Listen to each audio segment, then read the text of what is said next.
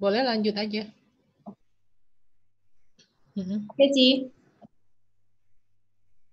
Oke, Ci Kristina mungkin bisa ceritakan mungkin dari Ci Kristina ini kan udah memulai bisnisnya kan udah sekitar hampir 10 tahun ya, 9 Iya, tahunan. 10 tahun.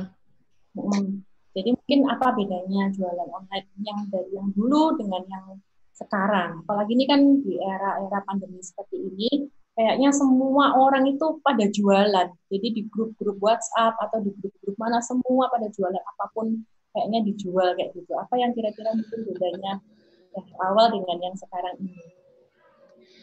Kalau misalnya dulu di tahun 2011 itu, 2010 lebih tepatnya sih saya mulai itu kan memang platform website segala macam orang itu masih cenderung menggunakan BBM ya, BlackBerry Messenger untuk berjualan dan lumayan sedikit yang menggunakan platform sebuah website. Cumanya waktu saya memulai berjualan online itu justru saya ini lebih mengandalkan website. Jadi saya nggak pernah jualan via BBM segala macam dan saya itu menggunakan Facebook Ads. Nah, Facebook Ads di tahun 2011 itu baru mulai di bulan April tuh saya ingat banget. Saingan belum ada lah, karena bukan saingan belum ada, belum banyak dan masih pemain-pemain, iya sedikit banget. Dan dari Facebook Ads itu aja awal-awal saya ngebudgetin cuma $30 sehari karena saya pakai kurensinya USD. $30 sehari di zaman itu berarti 300 ribuan. Berarti sebulan itu 9 juta ya. Itu mulai di bulan April. Tapi sebelum saya menggunakan Facebook Ads, omset dari grosir fashion online website saya di saat itu sendiri sudah 40 jutaan. 40 jutaan dan saya baru resign dari kerja, waktu itu gaji saya kalau dari 15 kali gaji dibagi 12 itu sekitar 38 jutaan per bulan. Nah, jadi di tahun 2011 dengan gaji seperti itu, lalu saya resign, itu diomelin papa saya. Wah, pokoknya dimaki-maki deh. Lu mau ngapain? Sudah sekolah tinggi-tinggi, maksudnya S1 doang sih. Cumanya kenapa akhirnya jualan online? Nah, keputusan itu kan juga karena waktu itu saya habis divorce dengan suami saya yang pertama. Makanya anak saya yang pertama itu mukanya kayak bule, mantan saya itu bule. Nah, cumanya karena dengan gaji sekian yang udah hampir 40 lah sebulannya gitu, pasti kan banyak sekali menyita waktu. Gak mungkin juga lah bisa pulang tenggo, sementara kalau weekend itu kan anak mesti dioper ke daddy-nya. Akhirnya kenapa saya mulai fokus di online dan fokus di online di saat itu, ya udah mulai kenal dengan suami yang sekarang. Dulu masih pacaran lah ya, Roy bilang coba pelajarin Facebook Ads. Akhirnya saya belajar otodidak. Jadi benar-benar literally belajar sendiri, buka-buka YouTube, buka-buka artikel, Google aja lah how to learn Facebook Ads gitu kan. Banyak artikelnya, saya ingat banget saya waktu itu belajar dari johnloomer.com. Terus kutak-katik sendiri dan kebetulan juga dengan background saya yang memang customer analyst ya. Jadi di beberapa perusahaan sebelumnya saya itu selalu kerjanya itu nganalisa data sehingga saya cukup oke lah ketika menganalisa data dari hasil dashboard Facebook terus kutak-kutik sendiri. Ya udah dalam kurun waktu 3 bulan itu dari 40 juta omset mulai naik tuh 500 jutaan. 500 jutaan, nggak nyampe 6 bulan, sekitar 5 bulanan, itu nyampe se-M. Nyampe se-M, dan itu omset ya. Jadi omset, tapi waktu itu juga, karena saingan belum banyak, itu benar-benar literally barang-barang yang saya jual yang menurut saya sudah murah, itu saja profit saya masih 50%. Jadi itu dari se-M itu, profit saya aja tuh 500 jutaan sebulan, dengan karyawan cuma 6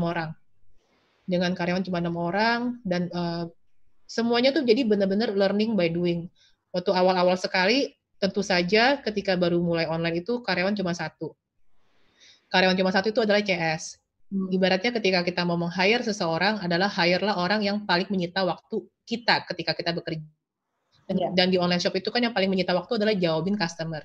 Kalau misalnya packing masih ada mbak gue lah ya yang nge-pack gitu. Jadi itu CS sudah seksi repot lah, CS gue gitu kan yang akhirnya jawabin sehingga saya juga bisa mulai fokus ngedesain nih. Ngedesain tampilan iklan, ngedesain tampilan produk-produk kalau saya mau taruh di Facebook saya, Facebook fanpage waktu itu kan. Dengan seadanya lah. Kenapa? Di stok ya barangnya berarti? Barangnya waktu itu masih pre-order, karena pre-order itu dulu kan cuma 7 hari udah nyampe. Bahkan 5 sampai 7 hari itu udah nyampe ke Jakarta. Jadi itu cepet banget. Dulu masih bisa kan sistem borongan kayak gitu. Jadi nggak mesti punya izin import segala macem. Pokoknya dulu happy banget lah. Udah kayak apa ya? Bener-bener kalau bisa bahkan bisa dibilang tuh udah kayak OKB gitu loh, orang kayak baru gitu. Soalnya kayak ini kok gue dapetin duit gampang banget ya, cuma ngiklan. Padahal ngiklan Facebook itu karena mungkin belum banyak saingan, mau ngiklan acak-acak kan juga kayaknya closing aja gitu. Jadi adalah kesalahan saya justru malah kenapa ketika ngiklan lagi menghasilkan begitu banyak, maksudnya return on ad spend atau pengembalian, misalnya gue ngiklan budget 9 juta sebulan, dapatnya bisa sampai se-M gitu ya. Kenapa gue nggak scale up? Kenapa gue nggak scale up budget iklannya? Kayak gue gedein gitu. Ini kagak, karena udah merasa udah happy gitu. Jadi kalau misalnya bisa going back to that year, mungkin saya akan scale up gede-gedean kali budgetnya kan.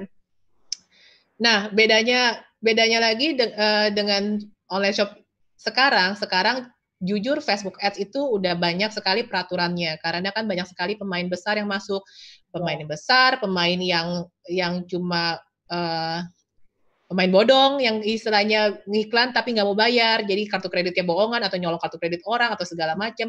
Bahkan juga Facebook Ads suka dipakai untuk black campaign mungkin ya, sehingga banyak sekali peraturan-peraturan dari Facebook itu yang membuat ngiklan di Facebook itu mulai lebih sulit. Ya. Bahkan ngiklan yang bener aja, kayak misalnya before after nih, kalau misalnya jualan skincare, ada wajah before dan after, itu biasanya di-disable oleh Facebook. Ya. Mending kalau di-disable doang, tapi kalau misalnya sampai akun kita aja di checkpoint, alias kita nggak bisa masuk lagi ke akun kita, itu udah game over, terus ya berarti lu mesti bikin Facebook akun baru, fanpage baru. Iya, belum lagi kalau misalnya kita udah taruh budget di Facebook, misalnya kan banyak orang yang tidak menggunakan kartu kredit ketika beriklan ya, jadi deposit, ya udah depositnya hilang aja kalau Facebooknya udah di disable gitu. Dan itu yang saya perhatikan selama 3 tahun terakhir. Jadi waktu di 2016 itu masih enak ngiklan di Facebook. 2017, 2018, 19, 20, 2020 sekarang itu udah mulai makin lama makin susah. Ya, jadi kalau sekarang iklan di Facebook, menurut saya kalau misalnya lo cuma budgetin 100.000 sehari, itu sama aja lo buang garam ke laut, percuma, buang-buang duit. Itu menurut saya. Jadi saya selalu bilang kalau sampai mau ngiklan di Facebook, minimal sehari itu budget lo 450.000 tuh minimal banget. 450.000 sehari, kayak gitu. Nah, tapi masih bisa nggak menurut si Christine? Masih bisa. Kalau misalnya produk-produknya lebih ke arah kayak home living, intinya bukan yang berhubungan dengan kulit, kayak kecantikan, aksesoris aja susah loh. Saya ingat banget, padahal saya kan iklan udah lama sekali kan, total spend iklan saya tuh udah hampir 6M lah kalau dihitung dari 2011 ya. Itu pas di tahun 2 tahun lalu tuh saya ingat banget, saya kan dapat karena budget spend saya lumayan besar, sehingga saya dapat akun eksekutif dari orang Facebook-nya untuk memanage akun saya. Saya bilang, kenapa ini kok gue cuma pasang iklan kalung doang, tapi kok tidak di-approve? Oh, karena itu zooming body image, Cici, nggak bisa. Nah, terus gue mau jualan kalung, jualan gelang gimana? Masa fotonya dari jarak semeter? Kan nggak mungkin dong. Terus ya dibilang pakai manekin, kayak gini-gini. Aduh, pokoknya ribet deh. Nah, dari situlah akhirnya kok setelah Facebook kok makin lama makin rese ya. Akhirnya mulailah saya masuk ke YouTube, mulai nge-branding secara organik gitu loh, secara organik dan pakai reseller segala macam kayak gitu-gitu. Tapi tetap sih tidak menutup kemungkinan, apalagi Lume Colors kan tahun ini adalah tahunnya Lume Colors. Sebenarnya udah dari Januari mau rebranding dalam arti memperjelas branding positioning-nya, branding message-nya. Cumanya kan tahun lalu memang saya tidak terlalu fokus nge-brandingin Lume Colors karena saya baru launching Lume Colors udah laris-laris aja gitu kan. Cumanya tahun ini memang udah mau fokus ke sana dan rencana setelah konten iklannya semua jadi, marketing kit-nya itu semua akan saya gempur di iklan sih. Gitu.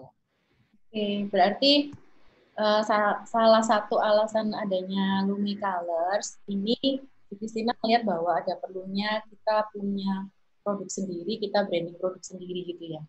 Iya, betul. Jadi sebenarnya kalau saya lihat itu kebanyakan orang ini kan latah kayak misalnya, oh gue lagi ngeliat produk ini laris nih, ternyata produk itu tidak ada mereknya kan. Rata-rata kan orang masih jualan produk import yang dari Cina kan. Ya, betul. Ya kan, entah mereka beli pakai apalah, nggak ngerti, pokoknya segala macam.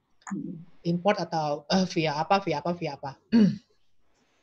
Cumanya sekarang kalau misalnya kita kalau kita cuma memposisikan diri sebagai importir, itu lama-kelamaan paling umurnya cuma tinggal 1 tahun lagi, 2 tahun lagi, udah kelibas.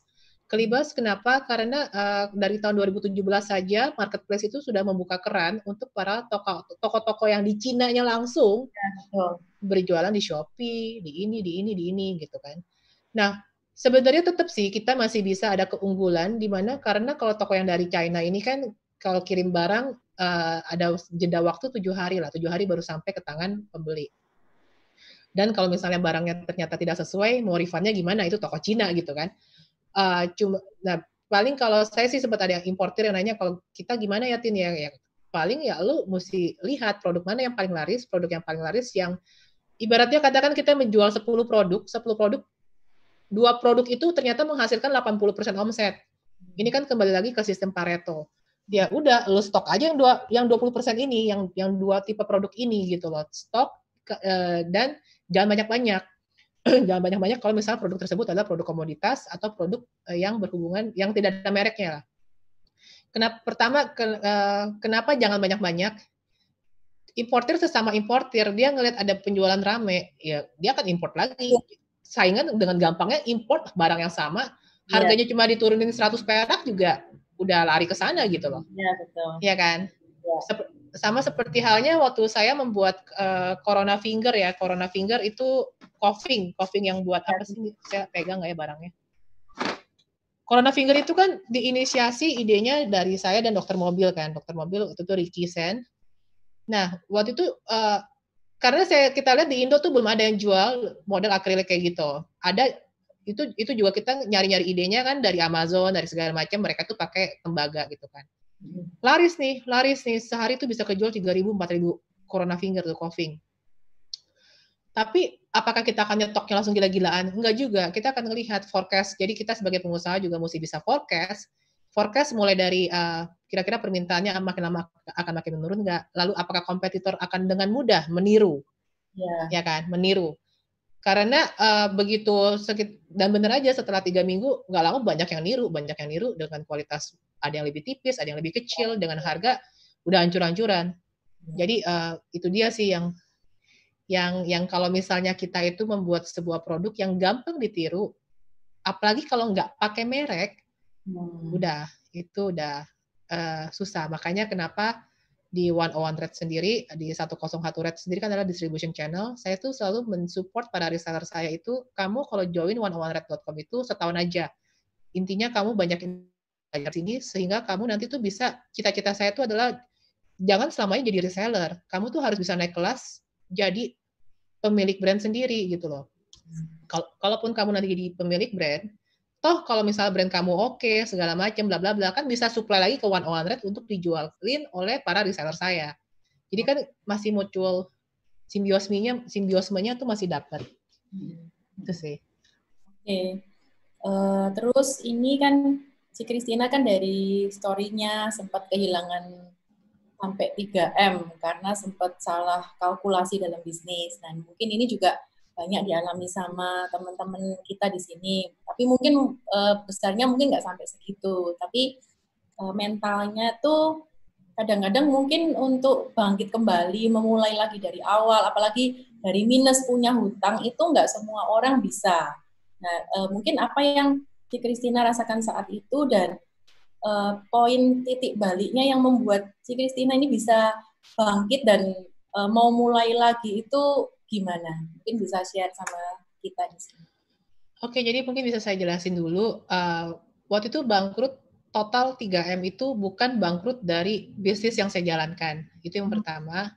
Yang kedua, jadi itu karena waktu saya awal itu kan website saya namanya Grosir Fashion Online, atau kita sebut dulu namanya terkenalnya itu dengan GFO. Banyak lah yang itu lumayan terkenal lah karena iklannya gencar banget. Iklannya gencar banget, fanpage-nya juga sampai 1 juta orang gitu loh fanpage-nya dalam waktu setahun kan. Nah, pas itu kan saya mulai Grosir Fashion Online mulai boomingnya di tahun 2011. Di 2012, jadi dari 2011 ke 2012 tuh udah kayak udah kayak juragan lah, udah kayak sultan banget. Omset tuh pernah nembus tuh sampai 3M lebih lah, 3M lebih dengan profit masih 50%. Jadi tuh udah kayak, wah udah enak banget ya, udah kayak kesannya, wah hidup gue udah enak nih. Udah there is nothing tulus gitu kasarnya. Kompetitor siapa sih yang mau ngalahin gue kasarnya nih kalau mau sombong kasarnya. Kan itu kan pikiran doang yang ngomong kan. Siapa sih kompetitor kan toh daya beli gue kan di supplier aja udah gede banget. Diskon buat gue pasti lebih gede daripada kompetitor yang baru mulai. Ya toh. Nah cumanya yang kita suka lupa itu adalah kita itu terlalu melihat kompetitor yang menjual barang serupa. Sebenarnya sama aja kayak gini. Ibaratnya di tahun 2012 itu pas di akhir tahun Salora masuk. Lalu marketplace seperti Lazada mulai masuk. Kemudian dulu tuh bukan Tokopedia namanya, kalau nggak salah Toko Bagus ya, gue lupa lah. Akhirnya berubah nama jadi Tokopedia dan mulai tuh semua e-commerce segala macam kan dapat suntikan dana dari venture capital kan. Iklannya pun juga gila-gilaan, iklan gila-gilaan itu berarti Facebook tuh dibombardir dengan iklan-iklan marketplace yang besar ini. Budget iklan saya tentu saja nggak mungkin bisa yang tadinya cuma $30 sehari atau 300.000 sehari, bisa nge-reach-nya mungkin sampai 100.000 orang misalnya dengan budget $30 karena udah kan namanya Facebook Ads itu ada main bidding kan. Bidding tuh kayak lelang kan. Siapa yang kasih duit paling gede itu iklannya paling sering ditampilin. Kasarnya gitulah. Sehingga iklannya pun juga jadi makin mahal. Kalau dulu saya mau mendapatkan omset yang sama, kali ini saya mesti bayar itu bisa sampai 30 juta sebulan, naik 3 kali lipat. 30 juta bahkan naik terus sampai 100 juta pernah saya ngiklan di tahun itu sebulan untuk mendapatkan omset yang mirip-mirip lah. Dan juga walaupun seperti itu, orang kan akhirnya mulai ngerasa, ini ada marketplace kan. Marketplace di mana marketplace itu kan pakai rekening bersama. Kasarnya mereka berasa lebih secure gitu loh, berasa lebih secure belanja di marketplace. Apalagi sekarang marketplace itu selalu menciptakan alasan untuk orang untuk belanja di sana, entah free ongkir lah, entah bisa Gojek lah, entah bisa cicilan 12 bulan, bahkan 24 bulan. Kita sebagai website yang ibaratnya kayak lu Indomaret, lu ngelawan ada mall Senayan City di depan tuh ya susah lah. Ya. Walaupun Indomaret itu jualannya mungkin lebih ke arah sembako atau barang-barang daily, sementara Senayan City itu barangnya lengkap macam-macam gitu kan. Jadi kadang kita tuh suka terlalu melihat kompetitor tuh yang selevel sama kita sampai lupa bahwa ada pengaruh kompetitor yang justru yang raksasa yang bisa nerekam kita tuh kapan aja. Nah makanya di tahun 2013 awal itu saya mulai otaknya nge-switch dalam arti, aduh kayaknya gue udah mulai malas nih bisnis online, makin lama makin turun nih kayaknya gitu kan. Yeah. Udah belajar yang lain. Nah, ada teman ngajakin belajar option trading. Option trading itu ya ibaratnya kalau misalnya kita mau beli saham, katakan harga satu lembar sahamnya mungkin 100.000 ya. Tapi kalau beli optionnya itu harga satu lembarnya tuh 10.000. Seper-10-nya, cumanya kalau misalnya kita beli 1 lot, 2 lot, 3 lot, kalau misalnya cuan nih untungnya itu seakan-akan kita dengan modal yang pas beli saham. Karena kan option itu yang insurance-nya kan. Singkat cerita saya belajar e-course, bukan e-course, belajar kayak ikutin workshop beberapa seminar para master saham saat itu, dan option ya, bukan saham ya, option. Nah, karena saya juga waktu itu mempercayai kalau yang namanya saham itu nggak ada unsur judi menurut saya, nggak ada unsur gambling, karena semuanya itu kalau analisa lo tepat harusnya lo cun gitu kan. Ya. Apalagi bisa baca data. Udahlah Bollinger lah, apalah Lilin lah, apa segala macam itu gue udah luar kepala, udah cucuk gitu kan. Dan gue itu daily trading, dan berapa kali lah, karena daily trading kan pasar buka kalau nggak salah jam 7:30 malam atau jam 8:30, gue lupa ingat, anggaplah 7:30 lah ya. Buka cepret, daily trading tuh udah pasang bid duluan, pernah dalam 10 menit dapat 200 juta. Wah, enak banget tuh. Pernah juga, ya pokoknya itu tuh yang sampai bikin kayak bengong, gila ini kayak money cheat of life banget gitu kan. Ini gampang banget dapat 200 juta cuma 10 menit, gak ngapa-ngapain, cuma pasang bid doang, analisa kelar. Gua gak usah nyetok produk, gua gak usah pusing ngeladenin customer, gak usah operasional, gak usah kayak gini. Akhirnya itu jadi edik dalam artian Dan itu beneran literally 40 kali gue main saham, which is 40 hari di luar Sabtu Minggu ya, kan Sabtu Minggu pasar nggak buka ya. 40 hari main tuh nggak pernah loss. Nggak pernah loss satupun. Selalu cun terus kan. Sampai pokoknya gobloknya lagi, gue tuh nggak tarik dana. Jadi tuh di dalam situ tuh udah ada sekitar hampir 2M lah, 2M. 2M itu di dalamnya juga masih ada dana gue sekitar 500 juta ya waktu awal-awal main. Awalnya kan main cuma 10 juta. Terus naikin lah, top up lah biar gue ngegulungnya bisa lebih gede gitu kan. Nah, udah nih dan waktu itu aku juga main saham AAPL, Apple. Kayak handphone gitu, Apple, iPhone gitu, Apple ya, AAPL. Nggak mungkin lah di luar negeri itu digoreng lah, nggak mati gitu kan. Nah, at one time ini lagi earning tuh RUPS kan. Dan biasanya tuh kalau saham kalau lagi earning itu kalau nggak melonjak banget, turun banget. Pokoknya either way lah. Ibaratnya kalau kita tebakatnya benar, analisa kita benar, sekalinya benar tuh uang yang kita masukin itu bisa baliknya tuh 2 kali lipat sampai 3 kali lipat. Udah jebret kan. Wah, itu karena udah terburu kepedean, 40 kali main gue nggak pernah loss loh. Kasarnya kan udah kepedean kan. Masukin semua. Terus aku punya dana yang aturan itu tuh buat bayar supplier. Jadi supplier aksesoris yang grocery fashion online ini. Jadi karena mereka udah trust kita sebagai salah satu distributor yang paling gede, jadi mereka itu memberikan keleluasaan kalau tagihan belum mencapai $100.000, mereka nggak akan tagih. Tunggu $100.000 baru gue bayar. Nah, $100.000 itu, dong, gue cemplungin lagi nih ke option buat ngegulungnya lebih gede. Masukin hari Jumat, hari Senin, amblas semua. Jadi itu saham APL ada yang ngegoreng di sana. Wah, udah amblasnya nggak langsung 3M memang. Amblasnya itu, cumanya kan pasti kalau mau lebih singkatnya ada rasa panas kan, panas.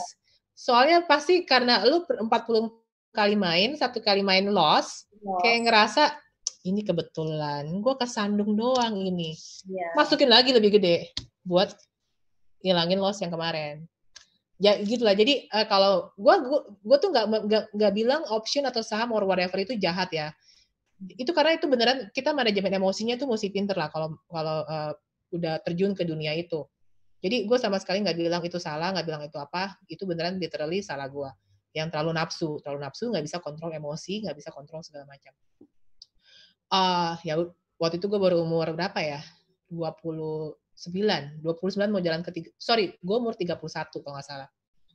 31 udah loss dalam dalam sebulan kemudian udah total loss 3M.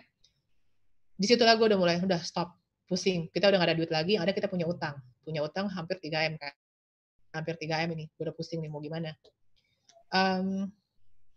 Cumanya ya waktu itu kalau gue itu bukan tipe orang yang kalau udah jatuh meratap terus, enggak. Gue tuh bukan tipe kayak gitu. Setiap kali ada masalah, pasti gue akan selalu mencoba cari solusi sampai itu solusi dapat baru gue bisa tidur. Cumanya kan mencari solusi gimana ya buat 3M ini biar cepet kelar, itu kan nggak gampang kan. Jadi ada berapa hari tuh gue bener-bener nggak tidur, kayak bengong aja, tapi gitu ya? Iya, cumanya mau nangis juga udah nggak bisa. Udah kayak Baal gitu loh. Udah kayak ya udah kayak bengong aja, bengong. Terus mikir ngapain ya. Cumanya gue kan gue Buddha, terus gue mulai rajin ke wihara lagi kan, terus gue ngobrol sama ke wihara kan ada suhunya kan, suhu gue. Ya suhu gue cuma bilang gini, nggak apa-apa lah Tin, ini tuh everything will be okay gitu kan, dia bilang. Yang penting lo sabar aja, jangan marah-marah, pikiran tenang. Udah. Dan dia tuh yang mengingatkan gue, ibaratnya, lo tuh ngerasanya hidup lo selama ini hoki nggak sih Tin, gitu kan. Ngomong gitu nih, suhu gue ngingetin gue, selama ini lo ngerasa hidup lo hoki nggak? Hoki lah, gue bilang. Gue kerja dari waktu lulus kuliah sampai kerja mah udah dapat gaji segitu udah lumayan enak. Terus gue naik karir juga cepet. Nah ya udah, intinya mindsetnya yang ditanamkan adalah kalau lo percaya Tuhan selalu ngejagain lo dari dulu sampai sekarang. Kenapa ketika lo jatuh yang kali ini, lo meragukan kekuatan Tuhan buat ngejagain lo juga, gitu sih. Dan dari situlah gue mulai kayak, oh oke, yaudah, mulai mikir lagi dan banyak lah kayak motivasi dari dia tuh yang gue sampai inget kayak dia bilang Tuhan tuh nyiptain mata di depan. Karena kenapa? Karena solusi itu di depan selama lu terus jalan. Kalau lu selalu ngelihat ke belakang, gila ya gue dulu enak ya bisa beli ini, beli itu. Lu nggak akan move on gitu loh. Tuhan itu menciptakan mata di depan bukan di belakang karena selama lu bergerak peluang selalu ada. Kayak gitu. Jadi ya, dan waktu di tahun itu kan 2013 gue tuh orangnya ansos sebenarnya, antisosial. Jadi kalau kemarin gue sempet live di YouTube bareng Pahing sendiri bilang gue itu orangnya sebenarnya tidak kelihatannya ekstrovert, tapi sebenarnya introvertnya ada gitu. Karena gue tuh orangnya demen menyendiri, gue tuh tipe yang demen menyendiri, loner, nggak gitu suka ada orang datang sebenarnya ngumpul-ngumpul rame-rame, gue nggak gitu suka sebenarnya. Jadi karena di saat itu gue selalu berada in my own world, ya bedanya dengan gue yang sekarang, akhirnya solusi ya beneran nyarinya sendiri. Bedanya kalau misalnya katakan it happens again to me sekarang, gue setidaknya banyak temen gitu loh. Bukan banyak temen membantu secara financial ya, tapi banyak teman untuk berbagi pikiran untuk mencari solusi. Ya, untuk Itu ya support. bedanya ya. Untuk support setidaknya gitulah. Sehingga pada saat itu yang gue lakukan adalah sebenarnya mirip kayak yang si Mas Arwi Kurnia yang pakar hutang tuh, gue interview tahun lalu. Gue cuma langsung bilang gini, oke, 3M ini bakalan selesai kalau gue jual rumah. Itu the only rumah yang gue punya. Tapi gue waktu itu ada bikin rumah lagi di Tanjung Duren, tapi belum jadi. Jadi tapi ini rumah yang gue tempatin, yang gue bikin dengan cinta, kasih segala macam. Pokoknya itu dari gaji, waktu gue masih jadi orang gajian, gue bikin tuh rumah. Ya salah satu solusinya adalah gue mesti jual di rumah. Tapi itu kan rumah KPR-an kan, rumah KPR-an. Which is kalau gue jual masih ada hutang ke banknya se-M. Berhasil gue jual tuh rumah, diangkat 3M. Dulu gue beli 900 juta, terus sempat gue naikin plafonnya, akhirnya utang gue yang belum kebayar tuh masih ada se-M. Jadi pas gue berhasil jual, diangkat 3M, gue dapet dana dong 2M kan. 2M.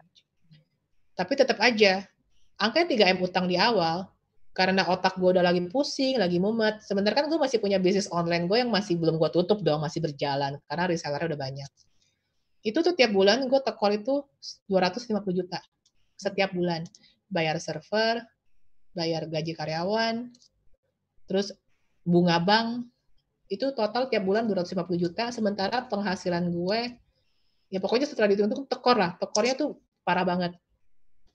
Ya udah, dan jual rumah seharga 3M juga nggak bisa langsung cepat, itu tunggu setahun baru berhasil jual rumah. Cumanya udah sempat mikir apakah gue jual mobil, apakah gue jual apartemen gue, pokoknya aset-aset gue hitungin kan. Maksud gue karena gue juga orangnya kan bukan orang gengsi, karena memang gue antisosial, jadi nobody knows who I am juga. Ngapain juga gue pamer-pamer aset gitu kan, ngerti gak sih? Ya tapi ya udah mulai fokus lagi di online shop gue. Akhirnya gue ngerasa udah bisnis yang ada gue fokusin gimana ya biar ini bisnis bisa berkembang, bisa setidaknya minimal profitnya itu sekian dalam sebulan untuk nutupin hutang-hutang gue. Nah, kasar kata kalau misalnya kita punya hutang, kita bisa tarik mundur. Tarik mundur, misalnya gue punya hutang 3M nih, 3M kalau gue mau lunasin ini dalam waktu 2 tahun, berarti sebulannya berapa? Dibagi 24 bulan, dari 24 bulan, ditarik lagi, dibagi bahkan per hari, bahkan per minggu. Sehingga itu bikin game plan-nya tuh lebih gampang gitu loh. Gitu. Anggaplah kalau gue mau bayar utang 3M dalam waktu 30 bulan. Berarti sebulannya itu kan 100 juta kan? Kalau dalam 30 bulan. Dalam 100 juta buat bayar nih, gimana? Jadi kan gue bisa, udah gitu juga gue banyak mengubah yang tadinya gue pakai kartu kredit. Jadi kan untuk nutupin segala macam, karena gue masih punya toko offline di 5 cabang, ada di Pondok Indah Mall, di Cinere, ada di Lipo Mall Karawaci. Karena punya mesin EDC tuh gue suka gesek pakai kartu gue sendiri. Kartu kredit gue limitnya gede-gede. Ya. Gesek kartu kredit sendiri, terus keluar duit buat bayar ini. Nanti pas tagihan kartu kredit datang, gue gesek pakai kartu kredit gue yang lain, buat pokoknya gali lubang tutup lubang. Cumanya itu kan bunganya lumayan gede kan. Akhirnya gue mulai berpikir ini mesti ada dana suntikan nih. Dana suntikan ya ibaratnya dari Dari ya itulah, dari teman dan dari keluarga. Dan gue bukan orang yang gue itu paling anti minjem duit sama teman. Gue mendingan minjem duit sama keluarga lah. Keluarga kalau nggak sama bank. Nah, ya udah. Akhirnya gue minta nyokap gue, mami boleh nggak agunin rumahnya mami. Bokap gue waktu itu baru meninggal. Pokoknya itu udah kondisi lagi sedih banget ya. Kondisi lagi sedih banget. Terus akhirnya nyokap gue ngajuin ke bank, agunin rumah nyokap gue satu-satunya. Itu gue sih sumpah sih malu banget. Cumanya ibaratnya ini untuk mengkonversi yang bunganya gede ke bunga yang lebih rendah. Karena kan kalau bunga untuk KPR kan jauh lebih rendah daripada bunga kartu kredit kan. Dari situ terus ada beberapa pinjaman yang lain yang tenornya gue request ke bank perpanjang. Misalnya yang tadi cicilan mobil nih tenornya 5 tahun, perpanjang deh jadi berapa tahun misalnya, something like that lah. Dan 2 tahun berselang, akhirnya setelah mikir-mikir, gue mulai berpikir gimana ya biar reseller tuh loyal gitu ya, reseller loyal. Gimana sih biar reseller gue naik transaksinya itu meningkat 2,5 kali lipat sampai 5 kali lipat gitu kan. Jadi ini kalau mau di breakdown lagi, gue berpikir dari sisi Pareto. Ibaratnya kalau kita punya 1.000 reseller nih ya, 1.000 customer lah, ngomong 1.000 customer, bisa jadi dari repeat, ini 1.000 repeat customer, 1.000 customer yang sering belanja sama kita. Dari 1.000 repeat customer ini, bisa jadi cuma ada 200 customer itu yang memberikan penghasilan lu tuh 80%. Misalnya penghasilan lu se-M nih, dari 200 orang ini yang memberikan penghasilan ke lu profitnya tuh mungkin 800 juta. Jadi ibaratnya kalau dari 800 juta, gue mau naikin menjadi 1,6 M misalnya. Daripada gue genjot-genjot 1.000 reseller gue atau 1.000 customer gue ini, mendingan gue genjot yang 200 orang ini dong. Entah gue kasih cashback, entah gue kasih apa, entah gue kasih kemudahan yang lain. Nah dari situ akhirnya gue berpikir, gue itu dulu sukses sebagai reseller karena gue dibantu. Dibantu waktu awal-awal kenapa grocery fashion online itu tercipta, gue pergi ke Cina, ke pameran gitu, terus ada agensi yang punya website Cina.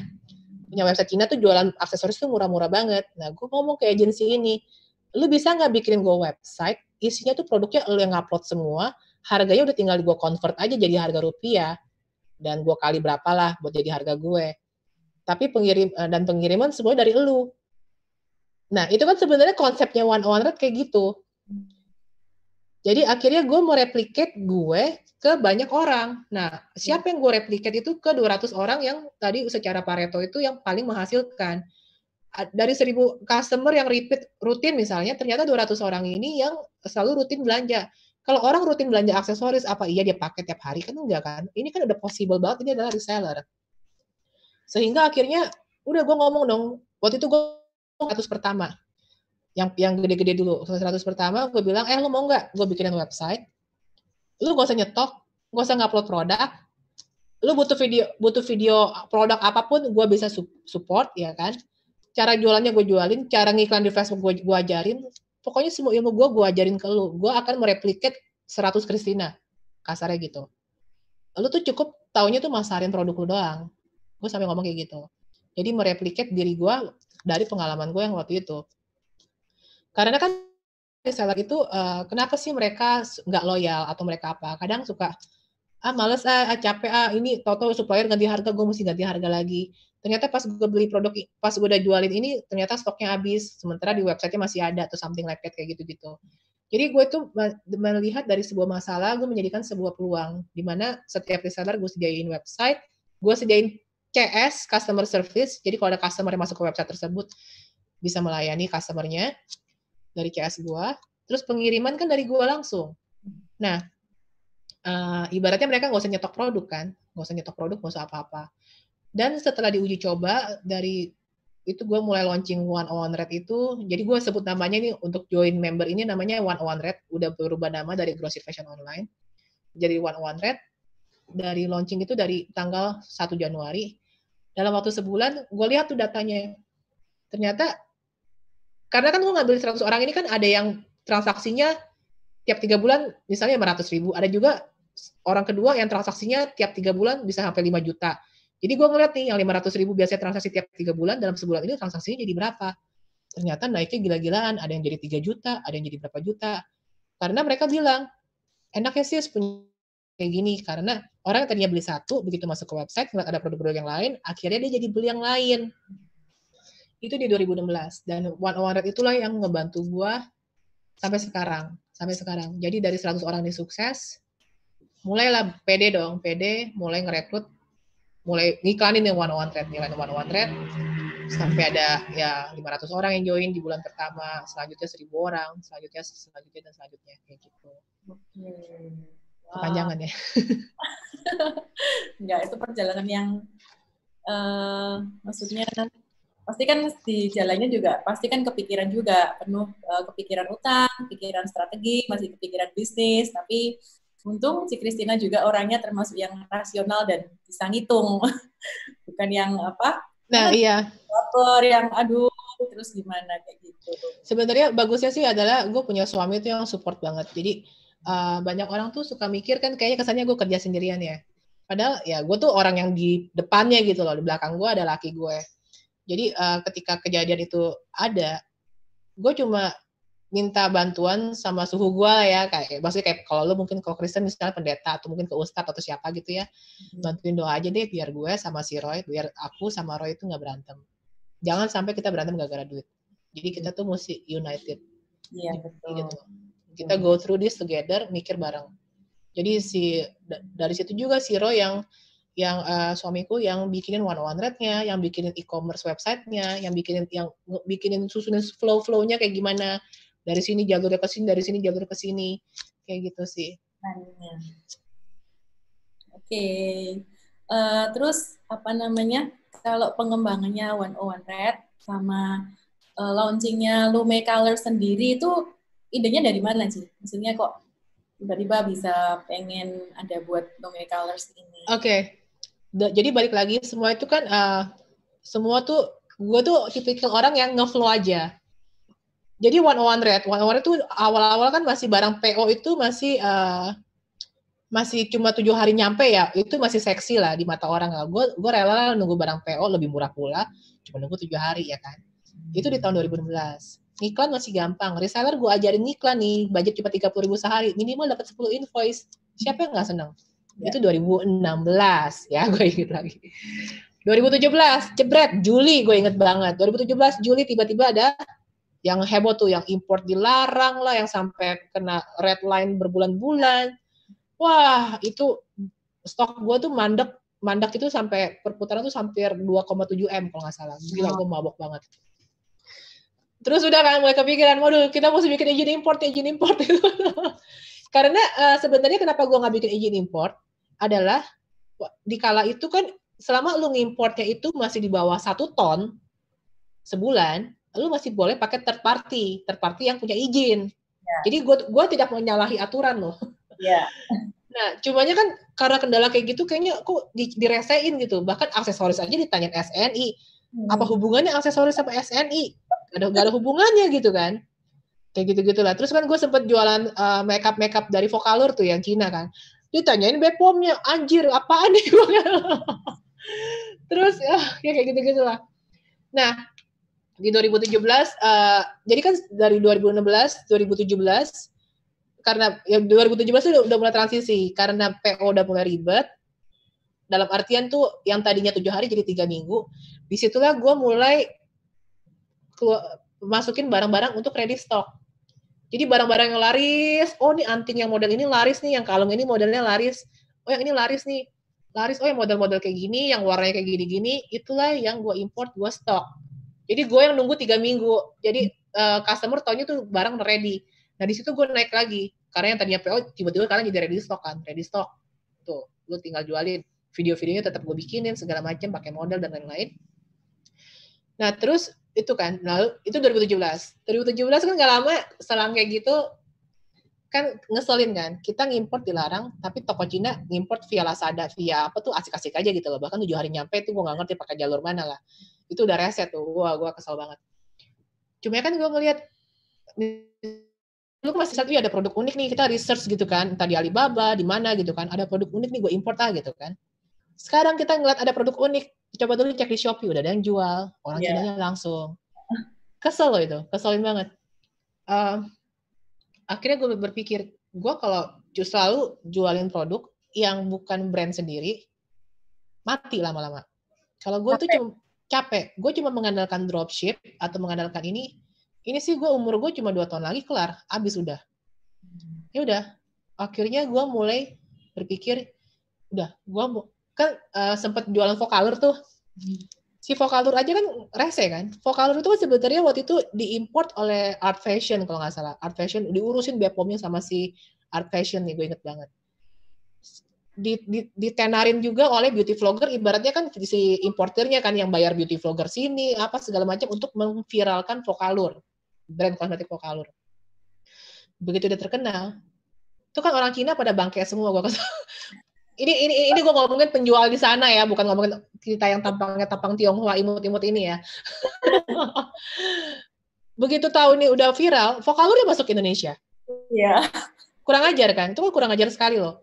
Makanya gue tuh nggak pernah mau trust jualan brand luar. Mau itu nggak usah ngomongin Vocalur yang Cina lah, Korea aja kayak gitu. Yeah. Ada yang masukin brand ini, terus udah ini orang Koreanya masuk sini. Ya kayak gitulah. Sehingga akhirnya karena gue merasa oke, selama ini gue jualan Vocalur secara ini bla bla bla, cuannya lumayan. Maksudnya cuannya lumayan, marketnya ada, customernya udah terbentuk nih. Karena balik lagi ketika kita mau beralih niche, beralih kategori, kan sebelumnya gue jualan aksesoris kan.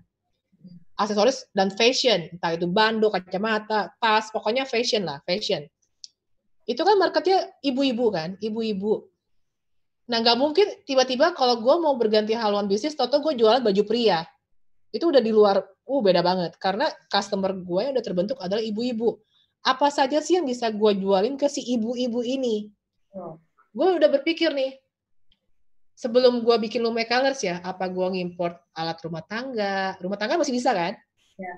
Apakah gue bikin suplemen herbal, segala macam kayak gitu.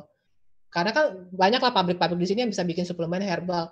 Aduh, cuma ribet ya, gila. Kalau gue bikin suplemen herbal segala macam itu izin MUI, BPOM itu bisa 1 tahun sampai 1,5 tahun, bahkan sampai 2 tahun. Berarti duit gue mandeknya 2 tahun. Aduh, enggak. Gue mikir itu biar temen gue aja bikin, gue masukin aja nanti ke 100, pikir gue gitu. Akhirnya gue ngelihat, dan inilah pentingnya riset. Riset itu adalah karena 100 kan sudah jalan hampir di 2017, udah 2 tahun lah ya, hampir 2 tahun. Ya gue tinggal polling aja ke reseller gue dong. Gue mau masukin produk nih, mau bikin brand sendiri. Mendingan bikin produk baby, kosmetik, atau apa gitu kan. Pada polling ternyata dari 1.000 orang yang ngisi kuesioner pada mintanya kosmetik. Oke, dari kosmetik kan banyak. Kosmetik itu kosmetik itu sebenarnya dibagi 2. Ada skincare, ada dekoratif ya. Kosmetik ada 2 ya, skincare sama dekoratif. Gue nggak main yang skincare. Ini untuk brand gue ya, untuk brand gue. Karena dalam hati gue kalau skincare udahlah, biar temen gue aja yang main, nanti brandnya kalau udah oke, bagus, gue masukin ke 100. Kosmetik gue pecah lagi. Kira-kira produk apa sih di meja rias lo yang lo punya lebih dari 1? Pada bilang lipstick. Dan lipstick itu enak pengirimannya, enteng. Ya. Enteng, nggak berat, gue nggak pusing ongkir, segala macem kayak gitu kan. Ya udahlah, akhirnya gue bikin lipstick Lume Colors gitu. Dan itu pun juga one thing to note adalah kebiasaan orang yang di Indonesia kalau gue lihat, ketika mereka membuat sebuah brand, entah itu skincare, entah itu herbal, entah itu kosmetik, benchmark itu tuh selalu ke kompetitor yang selevel. Misalnya ada merek, katakan ada yang, Lume Colors laris, terus bawa ujuk-ujuk ke pabrik, bikinin dong lipstick kayak Lume Colors, contoh kayak gitu.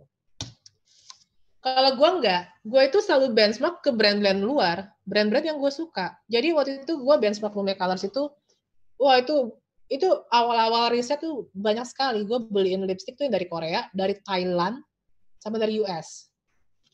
Untuk lipstick, karena gue waktu itu fokus sama bikin lipstick. Gue tuh nggak ada tuh mikir gue pengen beli lipstick yang brand-brand mungkin yang lokal-lokal juga, enggak. Jadi apa yang gue suka, dan ternyata kan gue kan juga ada karyawan gue udah mulai banyak lah. Ada waktu itu ada 30 orang dan bisa dibilang 21 orang cewek. Nih cewek-cewek nih, coba lipstick yang di Indo yang paling lu suka apa? Oh, lipsticknya misalnya makeover, lipstick makeover. Beli makeover. Bandingin sama lipstick Korea, 3CE, enakan mana? Enakan 3CE. Oke, enakan 3CE, tapi kekurangannya apa? Kekurangannya kurang pigmented, Bu. Lipstick Korea itu enak. Lipstick Korea itu enteng banget, lipstick Thailand pun juga enteng banget. Cumanya Mama yang hitam nggak ada.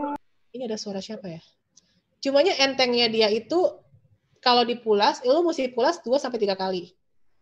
Kenapa? Karena bibir mereka kan mungkin kalau orang Korea putih-putih, bibirnya mah nggak mungkin pigmented kayak ada kehitaman gitu kayak seperti wanita Indonesia kan. Nah akhirnya udah dong dari kekurangan kelebihan itu kan gue data semua, gue lempar ke pabrik. Lempar ke pabrik juga gue nggak bikin cuma satu pabrik, gue pitching ke 5 pabrik. Bikin lipstick kayak gini, tapi gue pengen lebih pigmented, tahan lamanya juga mesti lebih dari misalnya lebih dari 2 jam, misalnya jadi 12 jam gitu kan. Jadi kelebihan-kelebihannya itu dimasukin. Cumanya kita udah ada benchmarknya tuh pasti yang luar-luar punya. Begitu juga ketika gue launching foundation, nanti gue mau launching foundation Agustus ini, foundation pun juga gue bukan benchmark dari merek-merek lokal gitu kan. Maksud gue ketika lo mau bikin foundation, lo mendingan benchmarknya sama brand yang harganya 70.000 atau brand yang 2 juta sekalian gitu loh. Ya nggak sih? Kalau gue sih mendingan comparisonnya sama brand yang harganya udah 1 juta lebih. Bisa nggak nih publik bikin foundation seenak foundation yang harganya udah 1,5 juta? Gue bandingin sama Kanebo Prestige. Kanebo bukan Kain Lab ya. Ada yang merek Jepang tuh foundation Kanebo tuh enak banget dan gue dari dulu selalu pakai itu. Dan gue bilang, lo bisa nggak bikin foundation kayak gini? Wah, nyari dong formulanya. Wah, formulanya udah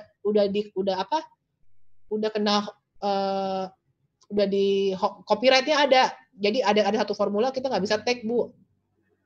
Coba ya udah akhirnya jadi banyak substitusi. Coba lu pakai formulanya yang ini. Akhirnya jadilah sebuah foundation yang memang benar-benar gue suka. Dan itu pun branding message-nya ketika launching sebuah produk pun juga harus jelas. Branding message-nya misalnya, lu tuh pengen apa sih value lebih dari sebuah lipstick misalnya. Kalau lu cuma ngomong lipstick gue itu made, halal, BPOM, nggak crack, ringan, itu udah bukan added value lagi menurut gue. Karena sekarang semua orang mau bikin lipstick pasti minimal itu udah kriteria standar. Ya jadi tuh suka orang kayak gitu. Nah, kelebihan Lume Colors apa? Dari sisi warna. Jadi itu warna. Kan gue ada keluarin lip coat itu 10 warna. Yang lip mousse 10 warna juga. Lip mousse itu bisa buat bibir, pipi, sama eyeshadow gitu.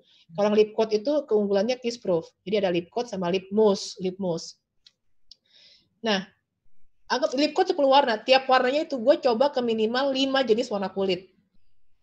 Di setiap 5 orang ini warna mesti masuk. Misalnya ada yang warna pucat, ke orang yang kulitnya paling gelap sekalipun pas pakai gitu tuh nggak kayak neon gitu, bagus. Jadi itulah yang sehingga kenapa? Karena gue juga ngeliat research-nya gini. Kan gue ngebedah nih gue tanya kayak focus group discussion kecil-kecilan. Lu kenapa sih suka pakai lipstick ini? Bukannya ini teksturnya nggak enak ya? Misalnya lipstick merek lain. Iya Bu, gue nggak suka teksturnya, tapi gue suka warnanya. Ini warnanya paling cocok sama kulit gue. Orang ketika beli lipstick sebenarnya lebih cenderung milih warna, menurut gue gitu. Lu beli lipstick tapi sebenarnya pasti pakai tuh rada-rada kering narik, tapi lu pakai tuh lipstick rasanya cakep karena warnanya bagus. Akhirnya udah. Jadi juga kita nyari-nyari misalnya brand, kalau yang warna kita ngomongin the brand lokal nih. Kenapa brand lokal? Karena kan marketnya market Indo kan. Misalnya si merek W, ternyata orang larisnya tuh warna yang itu. Beli warnanya. Brand lokal yang ini, ternyata warnanya paling laris itu. Beli. Bikin warna-warnanya. Gitu. Jadi banyak sekali step-stepnya. Terus juga salahnya di gue, terus jujur kan lo kan sempet nanya gimana gue cara nge-branding Lume Colors. Sebenarnya kalau lo mau nanya cara gue nge-branding Lume Colors, gue baru mau nge-branding Lume Colors tahun ini. Karena tahun lalu itu gue tuh fokus di 101 Red, makanya kenapa gue ke YouTube lebih fokus ke ngomongin bisnis. Kalau Lume Colors itu benar-benar literally itu brandnya sebenarnya udah gue mau rebranding itu bukan rebranding. Kenapa gue sebut rebranding? Karena udah kelamaan. Jadi gue tuh udah bikin plan, harusnya tuh runningnya itu dari Januari tahun ini. Januari sempat delay, pas udah mau mulai bikin konten baru, model baru, segala macam, keburu kan. Mau syuting juga modalnya nggak mau ke Jakarta, lagi corona. Oh ya udahlah susah. Akhirnya baru kemarin persis nih Jumat kemarin gue syuting. Syuting pun juga secara branding message sudah mesti jelas. Oke, tapi sebelum lari ke sana, balik lagi ketika ngomongin added value ya. Sering banget orang datang ke gue itu konsul bisnis, kayak misalnya dia punya apalah katakan punya toko offline tapi jualan pulsa contoh ya. Terus gue tanya kelebihan orang, kenapa misalnya dia punya sederet tuh ada tokonya dia, jadi toko dia tuh kiri kanan jualan yang sama. Kenapa sih orang mesti beli sama lu? Karena servis kita bagus. Karena layanan kita baik. Layanan baik, servis baik itu udah bukan added value, itu standar. Orang beli sama lu servisnya jelek ya kabur lah. Ya ibaratnya sama aja kayak lu ngomongin PLN nih, sebuah perusahaan listrik gitu ya. PLN itu servisnya kita kan expect-nya lu kalau bisa jangan pernah mati lampu. Itu udah standar, bukan added value gitu. Iya sih? Nangkep ya maksudnya ya. Jadi added value-nya lu itu apakah bisa ditiru oleh orang gitu kan. Kalau misalnya masih bisa ditiru oleh orang, itu masih resiko kayak gitu. Jadi mesti ketika bikin produk itu setidaknya branding message-nya jelas, branding positioning-nya jelas. Contoh branding message kayak gini misalnya. Katakan lo mau jualan sebuah minuman pelangsing misalnya. Tapi minuman pelangsing ini bisa juga mencerahkan kulit. Contoh kayak gitu. Itu aja udah 2 message yang berbeda. Orang bingung. Yang lo mau tekenin itu melangsingkan atau mencerahkan kulit. Kalau misalnya dari awal dua-duanya udah lo langsung hajar begitu, bingung. Sama aja misalnya kayak ketika gue ngomongin sebuah merek, misalnya kosmetik merek Wardah. Yang kepikiran di otak lu apa? Halal, ya toh? Lu tuh nggak kepikiran Wardah tekstur lipstiknya begini, ini begini. Lu kalau Wardah ya biasanya selalu sinonim dengan halalnya. Itu udah brandingnya udah jebret, halal, udah kelar. Diambil tuh sama Wardah. Ya begitu juga kalau misalnya katakan ada satu produk, misal produk teman gue Biote minuman kolagen. Minuman kolagen merek Biote ini branding message-nya apa? Oh, bikin wanita lebih cantik. Udah, that's it. Branding message-nya selalu sama, bikin wanita lebih cantik. Lebih cantik. Bukan lebih putih, bukan lebih langsing, bukan lebih apa? Lebih cantik. Lu mau ngomong lebih putih sama lebih cerah aja, itu 2 message yang berbeda. Jadi mesti ada satu anchor, jangkar gitu, anchor tuh yang nyantol di otak gitu loh. Kayak gitu. Terus itu dari branding message. Kemudian dari branding positioning. Dari branding positioning pun juga branding positioningnya misalnya kalau lo menargetkan katakan untuk pangsa pasar hijabers gitu kan. Tentunya lo pakai wajah-wajah muslimah ya kan yang hijabers. Tapi kalau misalnya lo mau pangsa pasarnya ini kalau ngomongin udah segmented ke sana. Kalau misalnya produk lo ini misalnya produk lipstick gua harganya 117.000. Gue lihat nih, market gue tuh yang terbesar apa? Bukan market mahasiswi. Udah riset lah gue. Market mahasiswi adalah yang mampu beli lipstick 117.000. Tapi rata-rata mahasiswi nyarinya tuh lipstick yang paling kalau nggak 30.000, 60.000-an. Ya nggak sih? Bodoh amat kualitasnya lebih jelek, yang penting warnanya mereka suka. Itu ada pangsa pasarnya. Nah, kalau misalnya pangsa pasar gue itu gue udah tahu bukan pangsa pasar mahasiswi, alias umurnya 23, 25 atau hampir 30-an, wajah yang mesti gue pakai wajah yang apa? Untuk talent. Pasti wajah-wajah minimal wanita eksekutif muda. Wajah-wajah yang kelihatannya memang merepresent ya lipstick gue ini dipakai oleh kalangan ini, contohnya kayak gitu. Bukan berarti gue mengkotak-kotakan, oh lipstick ini nggak boleh dipakai oleh emak-emak berdaster, enggak juga. Tapi kan ini kan ngomongin positioning-nya gitu kan, positioning-nya. Segmentasinya udah jelas. Iya. Udah gitu dari segi itu ada lagi branding emotion. Emotion-nya apa yang lo mau convey ke orang, mau sampaikan. Oh, branding message-nya itu gue maunya orang tuh melihat orang yang pakai Lume Colors ini adalah orang yang bold, confident, dan fierce. Tangguh, cewek tangguh yang mau inspirasi. Jadi gue nggak mungkin bikin sebuah iklan atau sebuah video tuh yang gayanya feminin, yang unyu-unyu, atau gaya K-pop. Gitu ya. Jadi tuh sebuah branding kayak gitu. Balik lagi kayak tadi, Wardah image-nya kan halal. Ngomongin Lifebuoy. Lifebuoy image-nya apa? Sehat. Makanya lu kalau lihat iklan-iklannya, mau dia, Lifebuoy kan awalnya sabun kan? Bahkan ketika dia mau keluarin sampo pun, selalu iklannya yang di message itu adalah rambut sehat. Sehat dan sehat dan sehat. Bukan rambut yang anti rontok lah, bukan inilah, bukan anti ketombe lah. Nah, kalau si Head and Shoulder sebuah sampo, itu image-nya apa? Anti ketombe. Ketika dia keluarin varian-varian, itu cuma tetap ada kata-kata anti ketombenya. Anti dandruff untuk rambut berminyak, anti dandruff untuk rambut bercabang, ya kasarnya kayak gitu. Jadi sebuah branding, added value itu yang mesti benar-benar dipikirkan. Karena ketika lo mau meluncing sebuah produk, lo udah punya duit untuk launching sebuah produk, sebenarnya banyak orang tuh salah dengan berpikir, oh untuk bikin sebuah teh kotak ini, teh kotak dijual harganya 4.000 perak misalnya. 3.600 sih, tapi gue bilang 4.000 aja. Gue bisa nih bikin teh kayak gini. Bikin teh kayak gini paling modalnya berikut packagingnya mungkin 1.000, kasarnya gitulah ya. 1.000 perak, coba gue pengen jual di harga 2.000. Di harga 2.000, terus dia anggaplah punya modal karena ini bikinnya 1.000 perak, dia pikir dengan modal 10 juta, dia bisa bikin dibagi 1.000 berarti 10.000 kotak. Udah tuh, duit yang 10 jutanya habis cuma buat produksi. Yang dia lupa adalah apa? Ongkos nge-brandingnya. Gimana biar orang tahu produk ini? Gimana biar orang milih teh elu dibandingin teh kotak? Biaya branding, biaya ngiklan itu nggak murah loh. Bahkan bisa jadi lebih mahal daripada ongkos produksinya. Kalau produknya harganya murah ya. Kayak gitu. Itu yang mesti mindset orang-orang agak dirubah seperti itulah. Dan gue ngomong kebanyakan kan. Jadi kayak seminar online yang benar-benar ya seharian gitu di compact gitu ya Ci ya.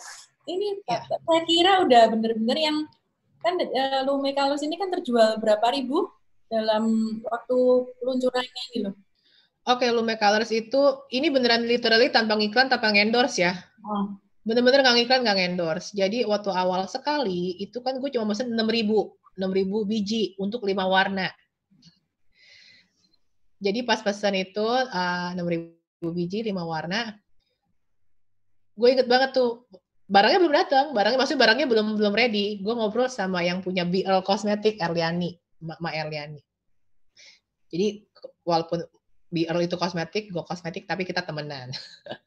Terus si Mak Erliani bilang, lu yakin Ci, cuma mau beli 6.000 biji, reseller lu kan banyak. Reseller gue saat itu baru 2.000 orang. Ya, reseller gue saat itu baru 2.000 orang.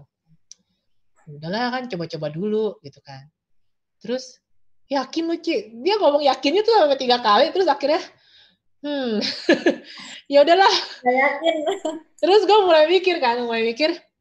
Terus gue nanya ke pabrik kan, anggaplah break gitu kan, pabrik gitu.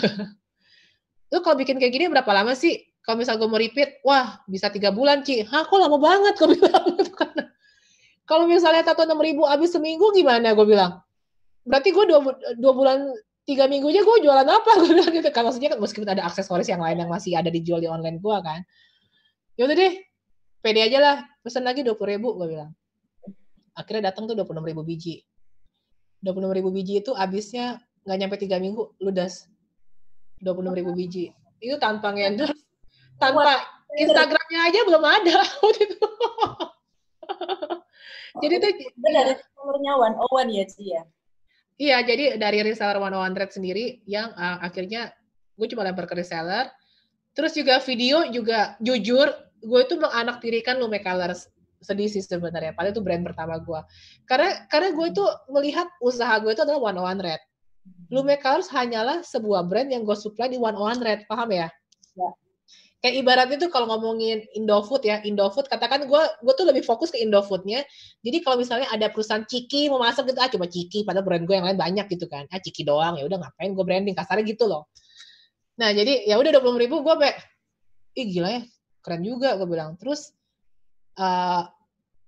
wah itu sempet ngap-ngapan karena kan anggaplah kita itu 3 minggu habis, kalau nggak salah sekitar 18 hari habis. Jadi 2 minggu setengahan habis. Jadi waktu di minggu pertama kan jebret, itu minggu pertama udah 10.000 lenyap aja gitu kan. Gue udah langsung ngomong nih sama staff gue, si Rizka pesan lagi forecast buru forecast. Bu ini gimana forecastnya? Bingung banget ini. Wah udah sementara bikin 3 bulan itu namanya yang happy problem dalam artian tapi itu problem. Berarti kalau dalam 3 minggu habis 20.000, kalau dia bikinnya 3 bulan, berarti gue mesti nyetok buat 3 bulan dong. Gila, modal gue seberapa, modal kan berarti kan lu mesti pesan misalnya ratusan ribu. Modalnya kan jadi membengkak, dan itu gue jujur gak siap. Karena kan modal gue yang ada kan gue masih mikirnya kan, yang ini anting lagi laris, beli anting ini gitu kan. Oh ini ada rok tutu lagi laris, beli rok tutu gitu kan. Jadi antara kesel aduh ini padahal lagi laris, apa yang rok tutu gue jangan import dulu ya, gue fokus ke Lume Colors kayak gitu-gitu. Ini yang mesti dipikirin forecast-nya. Jadi kita mesti tahu dari segi forecast itu adalah lama barang yang diproduksi itu berapa lama. Terus sampai akhirnya gue ngomong ke pabrik, bisa nggak sih dipercepet, lu pakai apalah ini segala macam kayak gitu. Ya gitulah. Oke, aduh banyak banget insight-nya, Ci. Jadi kesimpulannya udah jam segini, kita mau ada beberapa pertanyaan kesimpulannya. Satu, ketika kita kena masalah, kita harus pertama kembali ke Tuhan dan nggak pakai baper-baper perasaan, tapi benar-benar kita diam, menghadapi kenyataan dan melihat ke depan dan jalani kayak gitu ya. Terus yang kedua, kita kalau mungkin kita mulai dari dropship, oke, tapi suatu saat kita juga harus ada pemikiran untuk kita bisa branding punya produk sendiri. Karena di Bolu sendiri juga banyak banget yang memulai produk-produknya sendiri. Dan untuk branding kita juga harus melakukan riset, terus kemudian harus belajar banyak ilmu branding yang seperti yang Christina tadi bilang. Terus ada pertanyaan lagi ya, Ci? Nggak apa-apa ya, Ci? Tambahan ini. Terus kemudian, ini dalam program resellernya 101 Red ini, yang gampang, maksudnya kan super gampang ikutinya ya, Ci? Tinggal buka webnya, terus kemudian daftar dan sebagainya. Apa kelebihan program reseller 101 Red dibanding dengan yang lain maksudnya? Mungkin ini kan teman-teman kan pada pengen cari reseller juga, jadi kelebihannya dari 101 Red ini apa sehingga sampai ada ribuan reseller dan listingnya yang produk baru launching belum dikenal. Sebenarnya kalau gue lihat dari keunggulan 101 Red ya dibandingin mungkin mereka-mereka yang mencari reseller yang lain adalah brand gue itu gak cuma satu. Jadi brand gue memang Lume Colors yang milik gue sendiri. Tapi gue itu juga memasukkan brand-brand yang lagi happening. Ya. Dan itu benar-benar agak susah nih. Kenapa? Kayak misalnya banyak sekali brand skincare nih, skincare yang mau masuk ke 101 Red. Cumanya lu bayangin ketika lu masuk ke jadi reseller gua, terus tiba-tiba gua ada 5 brand skincare, pasti kan reseller nanya yang bagus yang mana, Ci? Ngerti nggak sih? Ya. Jadi gua pasti kenapa gua selalu lama banget kalau ada supplier masuk tuh karena pitching-nya panjang. Jadi ada brand skincare Evershine. Evershine ini pun juga secara branding awareness tuh udah bagus banget. Branding awareness tuh ibaratnya dia nge-endorse-nya kemana-mana. Jadi kalau misalnya lu nyari supplier tuh misalnya katakan gua sebagai 101 Red mencari supplier untuk supply ke 101 Red nih. Gua akan mencari supplier itu yang marketing kitnya udah banyak. Dan dia nge-endorse juga. Jadi udah ada testimonialnya udah lengkap. Video-video produknya udah ada. Sehingga si reseller ini dengan mudahnya gampang tinggal ngupload. Testimoni udah banyak. Testimoni yang kan pasti kan si supplier ini minimal udah pernah jualan dong. Bukan barang baru tiba-tiba di tes marketnya di 101 Red kan enggak kan. Jadi minimal udah jualan, mana testimoninya? Gue lihat, ini testimoninya fake atau bener nih? Video gue minta. Udah, dikasih dong testimoni. Sehingga si reseller itu kan ibaratnya mesti punya alat tempur. Kayak misalnya, nggak semua reseller tuh jago copywriting. Nggak semua reseller tuh jago nulis status di Facebook atau nulis status di Instagram.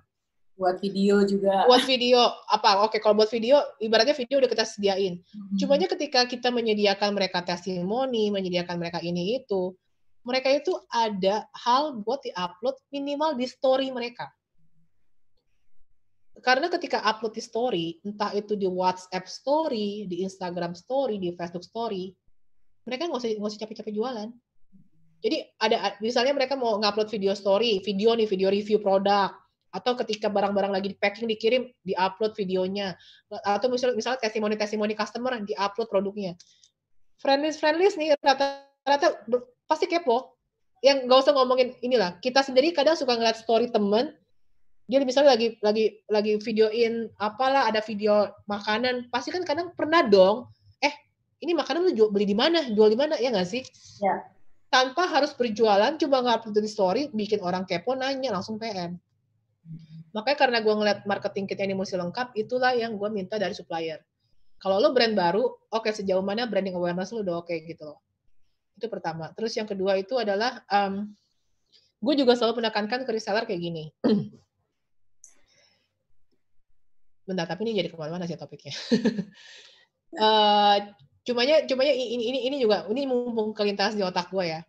Kadang tuh kalau gue ngelihat ya, banyak sekali supplier baru, itu tuh cuma mengejar selling in.